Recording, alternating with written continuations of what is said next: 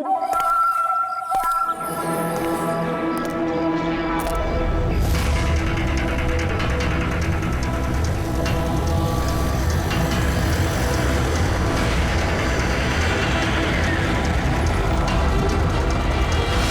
भाई, गाड़ी आगे ले।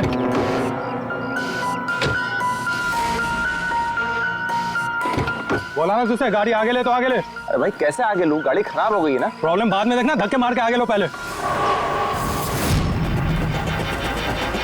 थोड़ी आप लोग भी मदद कीजिए। हम क्या मदद करें, तुम जल्दी। इस आदमी को मैं पहचानता हूँ सर, इसका मतलब हमारी इन्फॉर्मेशन एकदम सही है। यानी कि वो रूट नाम का कंप्यूटर हैकर इसी जगह पे होगा, और वो रूट जरूर कोई खतरनाक प्लानिंग कर रहा है सर। चाहे कुछ भी हो जाए उसे जिंदा पकड़ना है, ये जानने के लिए कि उसका मिशन क्या है।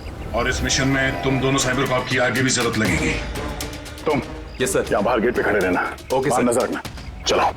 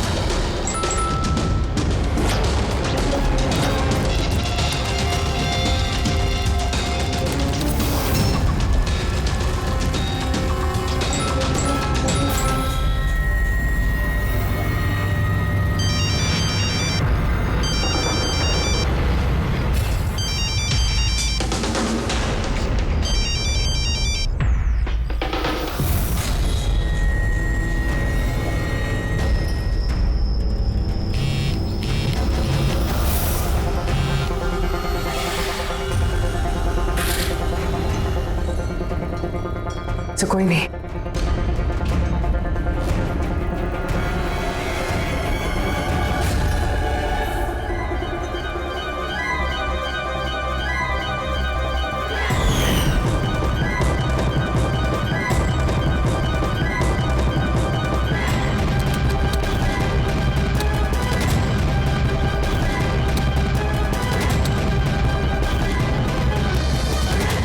आप रेडी?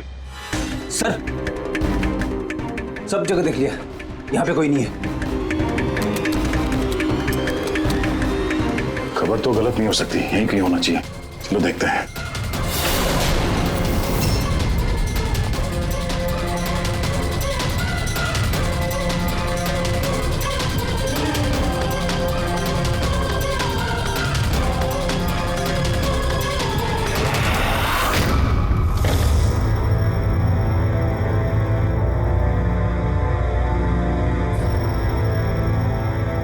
तो कोई नहीं।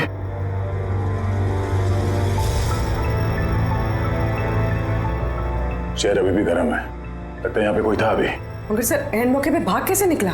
सर हम लोग तो चारों तरफ से बंगले के अंदर घुसे, किसी को बाहर भागते हुए नहीं देखा है। सर हाँ सर ये मॉनिटर देखिए, ये तो घर के आसपास की फुटेज चल रही, कहीं वो हमें देख के भाग तो नहीं गया? हो सकता है, वो ज्यादा दूर नहीं गया होगा। जरा जगह को अच्छी तरह से चेक करो, और पूर्वी इस कंप्यूटर को चेक करो, देखो क्या मिलता है। तब तक मैं गेट पे जाके देखता हूँ।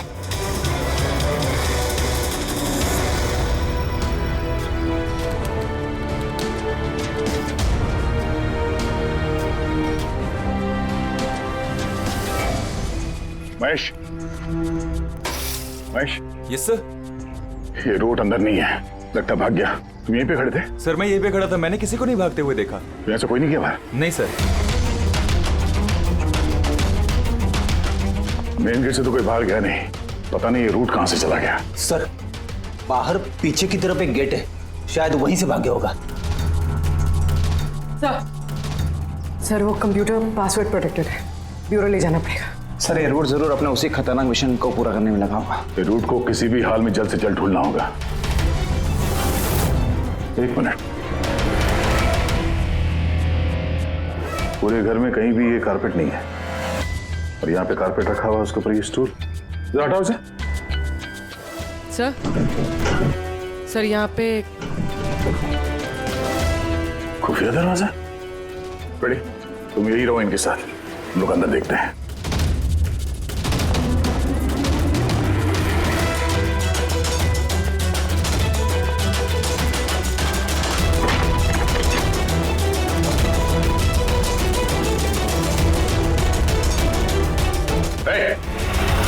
अब अगर अपने बचाव में कुछ कहना चाहती हो तो यही वक्त है। मुझे कुछ नहीं कहना, जो भी कहना मेरा वकील कहेगा। सर हमने इस रूट का कंप्यूटर सिस्टम एक्सेस कर लिया है और इंक्रिप्शन में भी सफल हो गए हैं। कुछ पता चला? हाँ सर इसने पिछले कुछ दिनों में इंटरनेट पे भयानक वीडियोस पोस्ट किए हैं। डार्क वेब पर sir. Actually dark web internet की एक ऐसी काली जगह होती है सर, जहाँ पर हर मुजरिम अपने गैरकानूनी कामों को एक टेक्नोलॉजी की मदद से अंजाम देता है, जैसे हथियारों की तस्करी हो, किडनी की चोरी, या फिर किसी को मारने की सुपारी। सर ऐसा कोई भी काम नहीं है जो इस साइट पर नहीं होता है। समझ में ये बात नहीं आती, जब सब कुछ इतने खुले में होता है, सबको पता है, तो इसे रोकने के लिए हम कुछ करते क्यों नहीं? सर ये इतना आसान नहीं है। एक्चुअली इस साइट पर जाने के लिए आपको एक कंप्यूटर सॉफ्टवेयर की जरूरत होती है, जो चुनिंदा हाई प्रोफाइल मुजरिमों के पास ही होता है। जैसे कि ये रूट। Yes sir.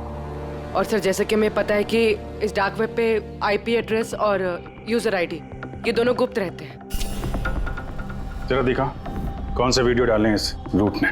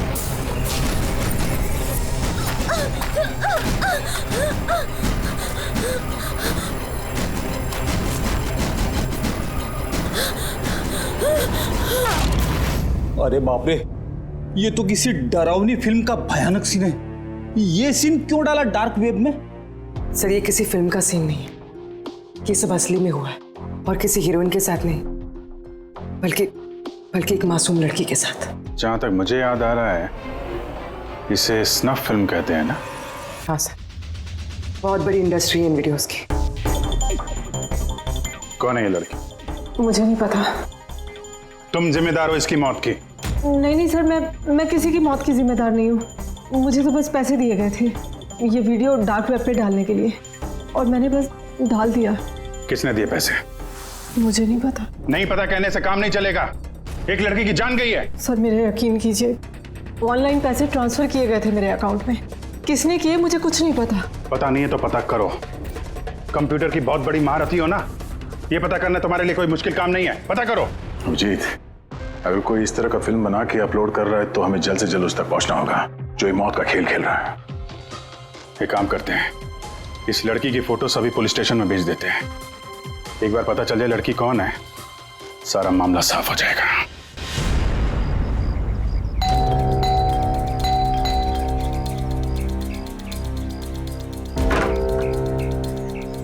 जी कहिए, किससे मिलना है? ये रिया का घर है ना? हाँ, मैं उसका पापा। आइए। वो हम लोग सीआईडी से हैं। आपके लिए एक बुरी खबर है। आपकी बेटी रिया अब इस दुनिया में नहीं रही। पता है, मगर आप उसके मौत के 10 दिन बाद क्यों आए हैं ये सब बताने? आपको पता है कि आपकी बेटी रिया की मौत हो गई है? आप उस कार एक्सीडेंट की इन्वेस्टिगेशन के लिए आए हैं ना, तो आपको ये तो मालूम पड़ा होगा कि रिया का तो फ्यूनरल भी हो गया है। एक मिनट, आप किस कार एक्सीडेंट की बात कर रहे हैं? वही जिसमें हमारी रिया चल बसी है। शेयर टैक्सी में वो पुणे जा रही थी। नहीं, रिया की मौत कार एक्सीडेंट में नहीं हुआ है। ये क्या कह रहे हैं आप? एक मिनट, ये रिया है। हाँ, ये रिया ही है। एक्सीडेंट वाले दिन उसने यही कपड़े पहने थे। एक मिनट, सॉरी बाबू, लगता है कुछ कंफ्यूजन है। आप जरा बताइए कि आपकी बेटी रिया का कार एक्सीडेंट कैसे हुआ था? शेयर टैक्सी में वो पुणे जा रही थी, 7 और लोग भी थे उसके साथ। तो रास्ते में उसकी गाड़ी का बड़ा भयानक एक्सीडेंट हो गया। पूरी कार आग के लपटों में झुलस गई। मरने वालों के तो चेहरे तक पहचान में नहीं आ रहे थे। तो आप लोगों ने रिया को कैसे पहचाना? उसके सामान के जरिए बस हम उसे पहचान पाए। आपने ये नहीं बताया कि ये फोटो कब की है? वैसे हम लोगों को भी पता नहीं कि ये फोटो कब की है, पर पता चलते ही हम आप लोगों को बता देंगे। लगता है रिया का ये एक्सीडेंट सिर्फ एक दिखावा था, उसकी मौत की असली वजह को छुपाने के लिए। सर, अगर रिया का कार एक्सीडेंट एक दिखावा था, तो वो बाकी के 7 लोग जो उसके साथ गाड़ी में थे, कहीं वो भी रिया की तरह ही तो नहीं मारे गए? हो सकता है। सबके परिवार वालों से मिलना पड़ेगा। किस्मत अच्छी थी हमारी कि जो 7 लोग एक्सीडेंट में मारे गए थे, उनमें से एक का अंतिम संस्कार नहीं हुआ था। देखते हैं डॉक्टर सालुंके इस लाश से क्या सुराग निकाल पाते हैं। वैसे भी लाशें इतनी बुरी तरह से जल गई हैं कि चेहरा पहचान पाना मुश्किल है। तुम लोगों का शक एकदम सही था। ये लाश टोनी की नहीं। लग ही रहा था सर हमें, लेकिन ये कौन है कुछ पता चला? नहीं यार, ये तो पता नहीं लगा है कि ये लाश है किसकी, लेकिन ये पता चला है कि इस आदमी को कैसे मारा गया। मैंने इसके बॉडी का स्कैन किया तो पता लगा कि इसके पेट में चाकू का बहुत गहरा घाव है। चाकू से? हाँ, चाकू का। और मुझे लगता है उस चाकू के वार की वजह से ही इसकी मौत हुई। मतलब चाकू से मारा किसी और को और उसे टोनी बता के एक्सीडेंट का हिस्सा बना दिया। ये गैंग आखिर करना क्या चाहता है? और इस आदमी की मौत 3 हफ्ते पहले ही हुई है। एक कार एक्सीडेंट हुआ 10 दिन पहले। वही तो, मतलब कार जब एक्सप्लोजन में जलाई गई उससे कहीं पहले इस आदमी की मौत हो चुकी। 3 हफ्ते से इसकी लाश संभाल के रखी थी ताकि इस भयानक खेल को अंजाम दिया जा सके। यार एक काम करते हैं, जहां पे एक्सीडेंट हुआ था वहीं पे चलते हैं, पता करते हैं एग्जैक्टली उस दिन हुआ क्या था। मैं तो मजे से कार चला रहा था सर, और रेडियो पे गाने सुन रहा था। तभी अचानक से मैं जोर का धमाका सुना। मैं तुरंत अपने कार से निकला और मैंने देखा कि मेरी सामने एक कार आग की लपटों में जल रही थी। मुझे समझ में नहीं आ रहा था कि मैं क्या करूं। तो ये कितने बजे की बात होगी? सर, मुझे लगता है कुछ शाम के 5 बजे होंगे। है? ये कैसे हो सकता है? सर, एक सेकेंड सर, ये टोल नाके की फुटेज देखिए सर। यहाँ पे तो गाड़ी 3:30 बजे क्रॉस हुई थी। फिर ये जगह वहां से 20 किलोमीटर दूर ही है सर। तो 20 किलोमीटर का सफर तय करने में 1.5 घंटे तो नहीं लगने चाहिए। रास्ते में कोई ढाबा होटल भी नहीं है, कोई चाय वाय के लिए रुक जाए जहाँ पे। एग्जैक्टली। तो उस हिसाब से गाड़ी को यहाँ पे 4 बजे पहुँच जाना चाहिए था, मगर यहाँ पे एक्सीडेंट हुआ 5 बजे। इसका मतलब है ये जुर्म इस 1 घंटे में ही हुआ है।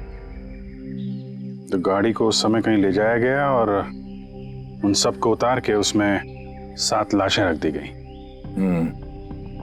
और उसके बाद गाड़ी को यहाँ पे लाके ब्लास्ट करवा दिया। सब प्लान था। सर, ऐसा लगता है इन सब लोगों को वहीं लेके गए हैं जहाँ पर रिया को लेके गए थे, वो स्नफ फिल्म बनाने के लिए। जगह जल्द से जल्द ढूंढनी होगी यार। पूर्वी ने SMS भेजा तो किसी पेड़ की फोटो है। हाँ पूर्वी। सर, ये पेड़ जिसकी फोटो भेजी है मैंने, इसे मोरिंगा ओलिफेरिया कहते हैं सर। हाँ। सर ठीक ऐसा ही पेड़ रिया वाले फुटेज में भी है। ये देखिए सर, उस फुटेज का स्क्रीनशॉट भेज रही हूँ मैं। सर ये पेड़ महाराष्ट्र के 2 जंगलों में पाए जाते हैं। ये तो एग्जैक्टली वैसे ही पेड़ है, महाराष्ट्र के 2 जंगलों में। कौन कौन से जंगलों में? सर एक जंगल है जो नासिक के पास है और दूसरा जंगल एक्सीडेंट वाली जगह से सिर्फ 1 घंटे की दूरी पे है और इस जंगल का नाम है प्रीफिक्स फॉरेस्ट। जरूर ये मौत का खेल इस प्रीफिक्स जंगल में ही हुआ है। प्रीफिक्स फॉरेस्ट तो काफी बड़ा जंगल है यार, मीलों तक फैला हुआ है। फॉरेस्ट ऑफिसर की मदद लेनी होगी।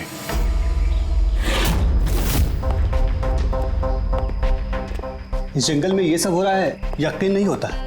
क्या आपकी इंफॉर्मेशन पक्की है ऑफिसर? पक्की नहीं होती तो यहाँ तक आते नहीं हम लोग। आप बताइए कुछ हाल फिलहाल में ऐसी कोई घटना आप लोगों ने कुछ सुनी हो, कुछ देखी हो, जंगल के अंदर कुछ हुआ हो? बिल्कुल नहीं, और अगर ऐसा कुछ होता तो हम जरूर उस पर ध्यान देते। चलो कोई नहीं, फिर भी अपनी तसल्ली के लिए एक बार हम जंगल देखना चाहेंगे। श्योर। वैसे सर आप लोग पूरा जंगल देखना चाहेंगे? क्योंकि मीलों तक फैला हुआ है ये, इसमें काफी वक्त लग सकता है। नहीं, हम पूरा जंगल नहीं देखेंगे।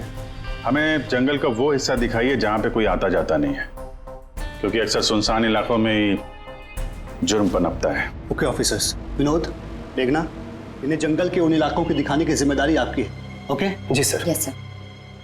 सर एक सेकेंड। सर ये देखिए, सर ये जंगल का सबसे घना और सुनसान इलाका है। मेरी समझ से हमें यहीं से शुरू करना चाहिए। ठीक है, देखते हैं।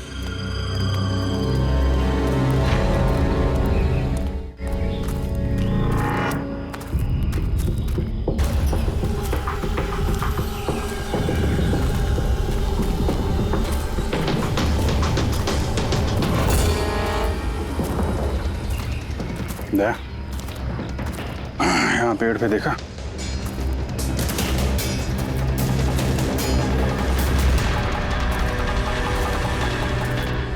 छोटा सा कैमरा। मतलब हम लोग सही जगह पे आ गए हैं। यही वो जगह है जहाँ पे वो फिल्म बनाई जा रही है। कैमरा ऊपर भी है, उस तरफ बैंड है।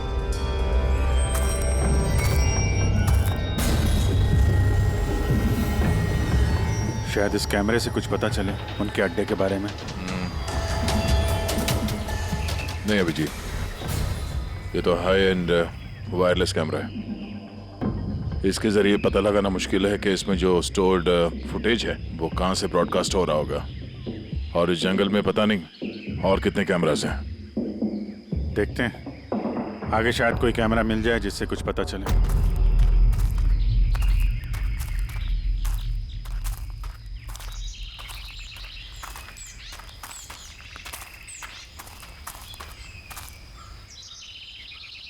सर सही निशान देखिए, मुझे लगता है हमसे पहले यहाँ कोई आया है। हम लोग सही डायरेक्शन में जा रहे हैं।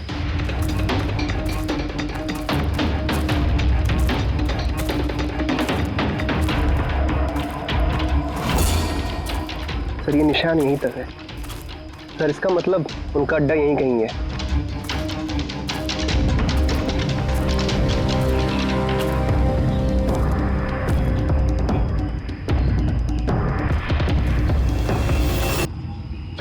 चल जल्दी आइए।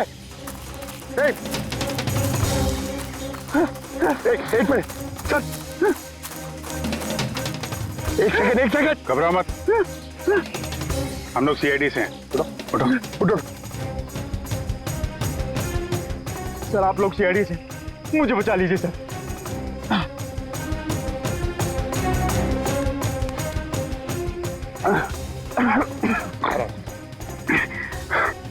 यहाँ फंस कैसे गए तुम? सर मुझे इस जंगल से बाहर निकलने का रास्ता नहीं मिल रहा। सर उस खूनी ने एक एक करके सबको मार दिया। तुम लोग यहाँ आए कैसे? हम शेयर टैक्सी में सवार होकर सफर कर रहे थे कि अचानक हमारी गाड़ी पंक्चर हो गई और कार रुक गई। सड़क पर पहले से किसी ने कीले और कांच के टुकड़े रखे हुए थे सर। फिर इसके बाद कुछ लोग आए जिनके चेहरे नकाब से ढके हुए थे, और जब तक हम कुछ कर पाते उन्होंने हमें बेहोशी के इंजेक्शन लगा दिए। और जब मुझे होश आया तो मैं इस घने जंगल में था सर। सर मैं ही जानता हूँ कि इस जंगल में मैं भूख प्यास से कैसे रहा हूँ। कभी लकड़ी खाई तो कभी पेड़ के पत्ते, और जब भी किसी के चिल्लाने की आवाज़ आती तो समझ जाता किसी की जान चली गई। यहाँ जगह जगह कैमरे लगे हुए हैं। तुम्हारी किस्मत अच्छी थी कि तुम उनके पकड़ में नहीं आए। सर पकड़ इसलिए नहीं पाए क्योंकि उन्होंने एक कैमरा मेरे कमीज के बटन में लगाया हुआ था और वो बटन मैंने तोड़कर फेंक दिया। शायद इसी वजह से वो मुझे ढूंढ नहीं पाए। तुम्हें अंदाजा है कि बाकी के लोगों में कितने लोग जिंदा हैं अभी तक? मालूम नहीं सर, पर कल रात जब मैं पेड़ पर बैठा हुआ था मुझे किसी के चीखने की आवाज़ आई थी। न जाने वो उनको घायल कर रहे हैं या फिर जान से मार रहे हैं सर। किस तरफ से आवाज आई थी, कौन सी दिशा से, कुछ याद है आपको? मेरे पेड़ इस तरफ, शायद उस तरफ से सर।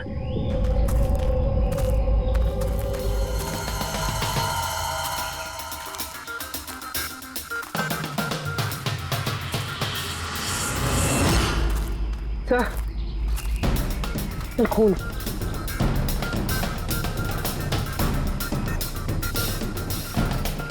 तो यहाँ पर भी है। इसका मतलब उनमें से कोई घायल है। किस तरफ गया होगा? सर ये देखिए, खून के कुछ निशान इस तरफ भी जा रहे हैं। इस तरफ भी खून का निशान है और इस तरफ भी है। दोनों तरफ है। दोनों तरफ देखना पड़ेगा। पंकज, पूर्वी, तुम लोग इधर देख लो, हम लोग इधर देख लेते हैं। विनोद, तुम इनके साथ जाओ और हाँ, हर आधे घंटे में अपडेट दे देना, ठीक है? आप आइए।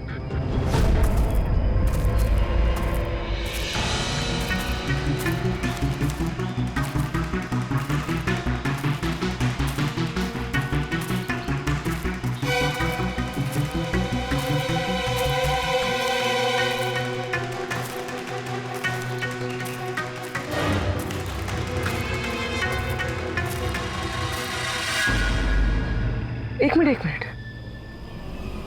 वो क्या है?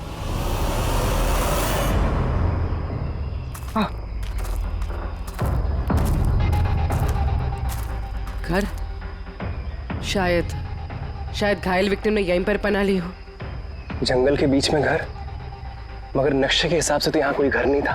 हो सकता है ऐसे फिल्म बनाने वालों को ऐसे लोकेशंस की जरूरत पड़ती है ताकि उन्हें कोई ट्रैक ना कर सके। हो सकता है उस घर में जो घायल आदमी है वही मुजरिम हो सकता है पंकज, और ये भी हो सकता है कि आगे और भी कैमरास लगे हों। होशियार रहना।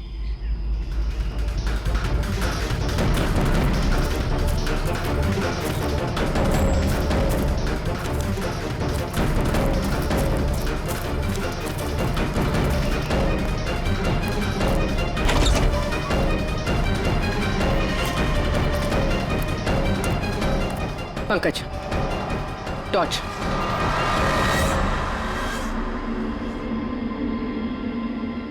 ये घर तो एकदम हिंदी फिल्मों की डरावनी पिक्चरों जैसा। उस घायल विक्टिम को यहीं पर लाया गया है। वो आवाज सुनी? अंदर से आ रही है।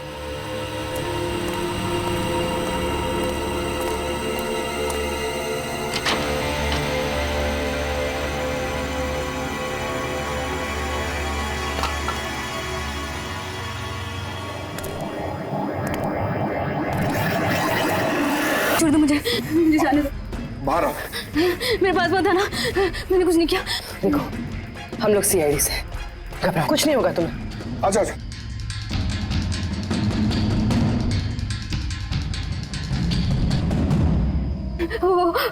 वो यहीं पे, वो यहीं पे। अरे पूर्वी, ये लाइट कहाँ से आ रही है? पंकज, मुझे कुछ दिखाई नहीं दे रहा। अरे पंकज सर, पूर्वी मैम, पंकज सर।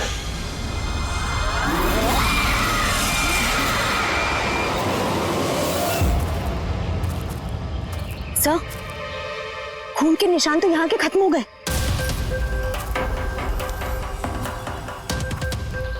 ऐसे कैसे हो सकता है? घायल आदमी अगर यहाँ पर आएगा तो यहाँ से अचानक कैसे गायब हो जाएगा? शायद वो मुजरिमों के हाथ लग गया हो, यहाँ इस पॉइंट पे पहुंचने के बाद। हो सकता है। पता नहीं मोहित के अलावा और कोई है जिंदा कि नहीं। 1 घंटा हो गया तो पूर्वी और पंकज का कोई फोन कॉल नहीं है।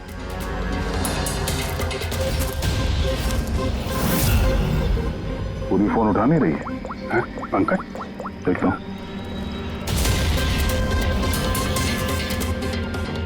पंकज भी फोन नहीं उठा रहा है। अरे यार किसी मुसीबत में नहीं है दोनों। चलो चल के देखते हैं, चलो। यहाँ पे खून इस तरफ गए थे।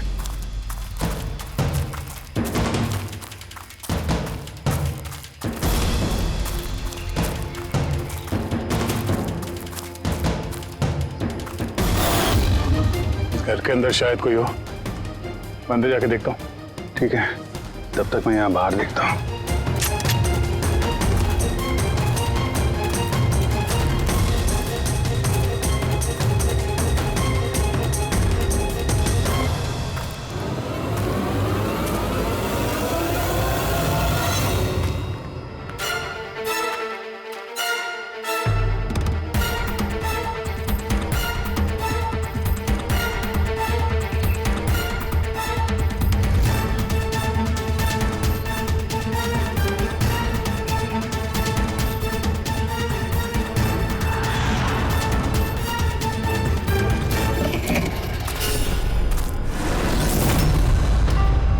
पंकज कब है?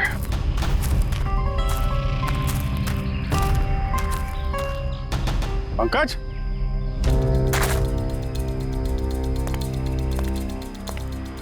पंकज,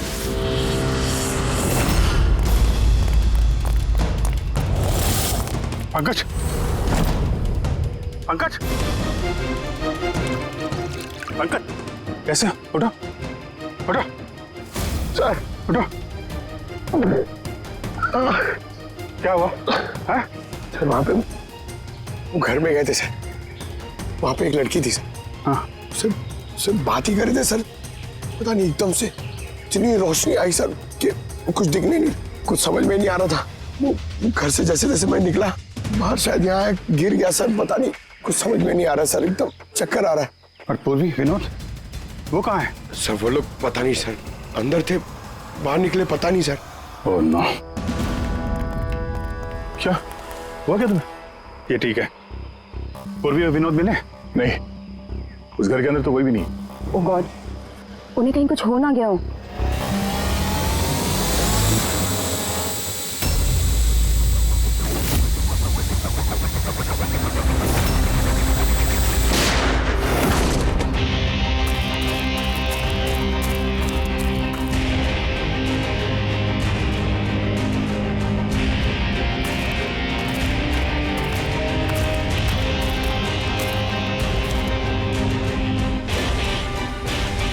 ये सब तो बड़ा मुश्किल होता जा रहा है। हमें वापस जाना होगा। चलो। क्या मतलब? एक हो गया, हमें ये नहीं मालूम है कि अपराधियों की तादाद कितनी है, कितने कैमरे लगा रखे हैं यहाँ पे, कितने हथियार हैं उनके पास, ऊपर से हम पे हर वक्त नजर रखे हुए हैं। अभी फिलहाल हम उनसे मुकाबला करने की तैयारी में नहीं है। और पूर्वी, उसे यहाँ पे अकेला छोड़ के चले जाएंगे हम? यार दया देखो, पूर्वी उनके चंगुल में फंस चुकी है। हम उसको बचाने जाएंगे तो हम भी नहीं बच पाएंगे। अभिजीत, क्या हो क्या गया तुम्हें? कुछ याद है सीआईडी में हमें पहले क्या सिखाया था? यही कि सबसे पहले अपने साथी को पीछे मत छोड़ना, चाहे वो जिंदा हो या मर चुका हो। अरे यार, हर लड़ाई रूल बुक के हिसाब से नहीं लड़ी जा सकती। हमें यह भी सिखाया गया था कि प्रेजेंस ऑफ माइंड का इस्तेमाल करना अलग अलग परिस्थितियों में। आई एम सॉरी, तुम्हारे इस थॉट से मैं एग्री नहीं करता। आई एम सॉरी, तुम्हें जाना है तुम जा सकते हो, बिना पूर्वी के मैं यहाँ इस जंगल से बाहर नहीं जाने वाला। जिद मत करो दया, हमें यह भी नहीं मालूम है कि पूर्वी जिंदा है कि नहीं। अभिजीत वो एक सीआईडी ऑफिसर है, इतनी आसानी से हार मानने वाली नहीं है। वो बेचारी अकेली लड़ रही होगी उन मुजरिमों से, और अब जब उसे सबसे ज्यादा जरूरत है हमारी, हम पीठ दिखा के भागेंगे यार। ज्यादा जरूरी यह है कि जो लोग उस गिरोह के कैद में नहीं आए हैं उनको बचाया जाए। और तुम्हें पूर्वी की इतनी परवाह है, तुम जिद मत करो, मेरे साथ चलो, हम लोग अच्छी प्लानिंग बना के वापस आएंगे। चलो। इसे हो क्या गया सर? अभी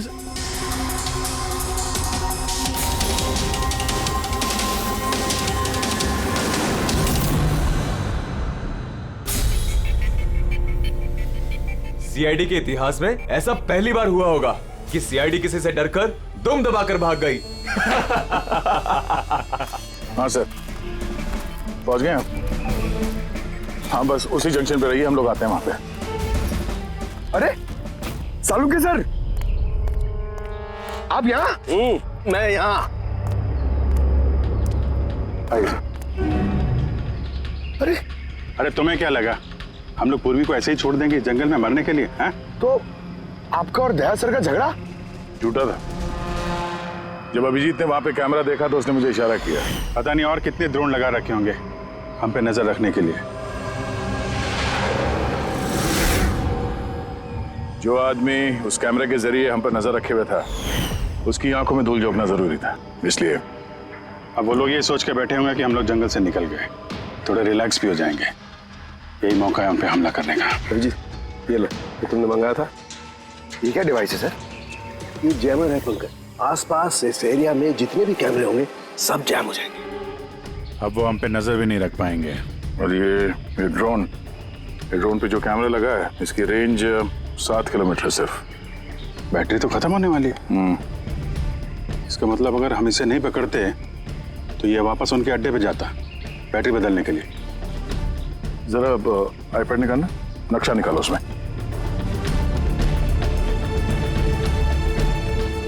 ये वो जगह है जहाँ पे हमें ये ड्रोन मिला था। और इसके पास ही वो बंगलो है, लगता है यही होगा मुजरिम का ठिकाना। तो चलते हैं, चल के आजाद कराते हैं पूर्वी और बाकी जो जिंदा बचे हुए लोग हैं उनको। चलो। नहीं सर, आप मेघना और मोहित आप लोग यहीं पे रुकिए, हम लोग देखते हैं।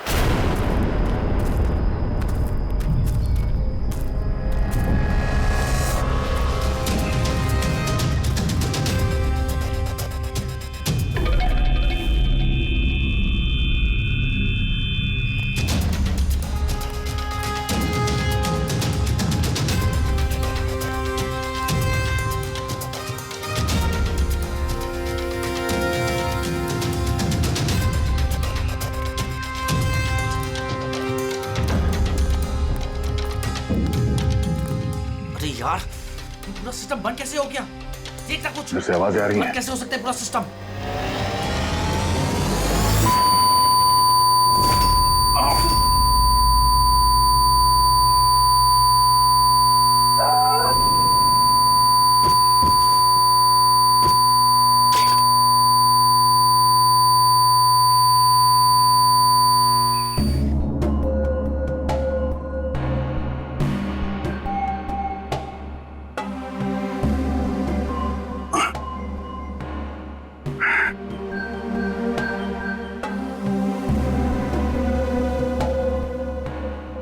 पंकज,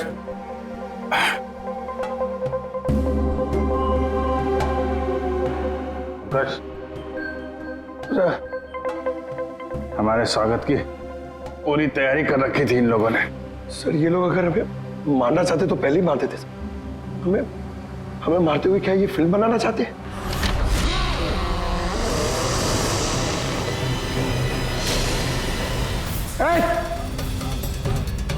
सच जाओ, सच। मैं हूं पंकज। पूर्वी,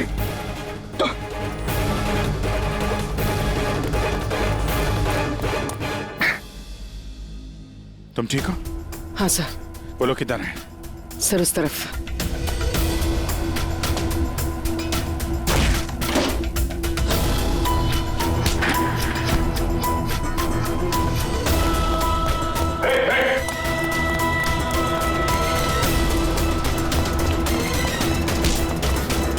सर चल चल।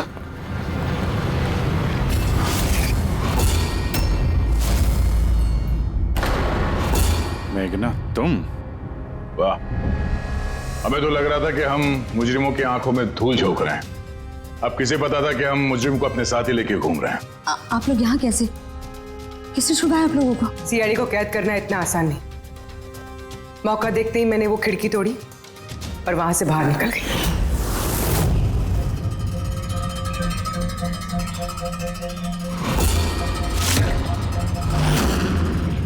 और उसके बाद मैंने उन्हीं लोगों का पीछा किया जिन लोगों को तुमने भेजा था मुझे ढूंढने के लिए।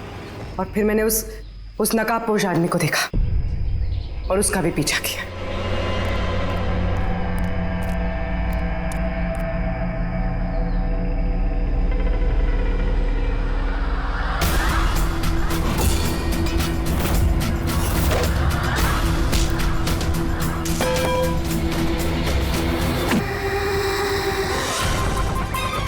कुछ देर बाद जब मुझे होश आया तो मैंने देखा कि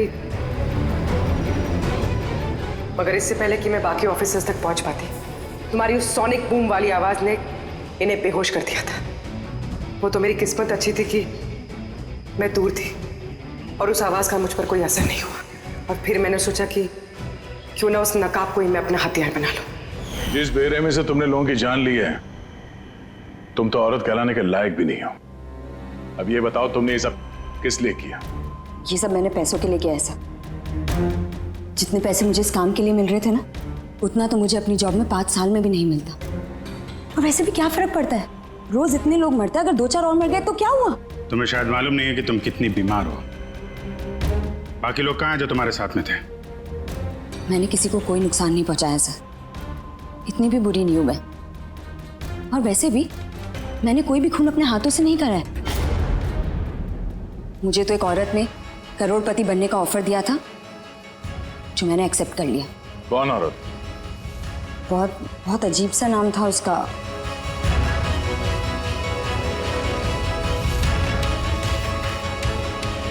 रूट।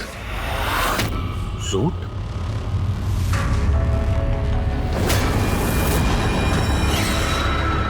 तो रूट है सबके पीछे मास्टरमाइंड। अब उसने ऐसा क्यों किया, उसका जवाब तो अब वही देगी। जहां तक तुम्हारा सवाल है, कानून तुम्हें कड़ी से कड़ी सजा देगा।